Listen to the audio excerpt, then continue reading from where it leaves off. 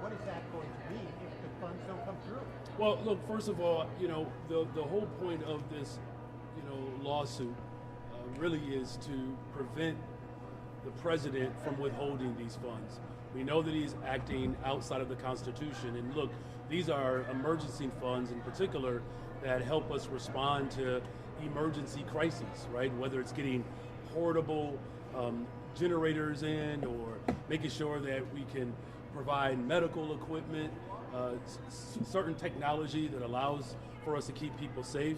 And so that's why my budget that I put forward is so critical, because my job is to protect all of Chicago against Trump's cuts. But again, these acts by this president is working well outside the bounds of the Constitution, and I'm going to use every single tool that's available to me to ensure that every single dollar that belongs to the people of Chicago, that we're able to hold those dollars.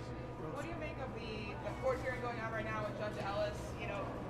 The concerns that the TRO might have been violated, and also the concerns that have been raised about body cameras and the importance of wearing those. Yeah, look, the whole purpose of us, taking action into the courts is to provide some check to this administration, because Congress clearly is not doing it. And that's why I said that if Congress is not going to step up to provide check and balance to this administration, the city of Chicago most certainly will.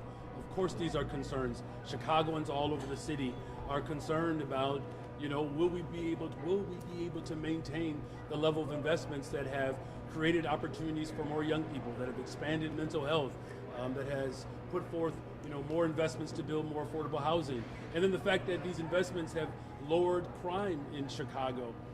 These are critical investments that we cannot afford to take a step backward. So are there concerns? Absolutely. But here's the other thing that's important. Every single lawsuit that we have taken to the court on behalf of the people of Chicago, we've won.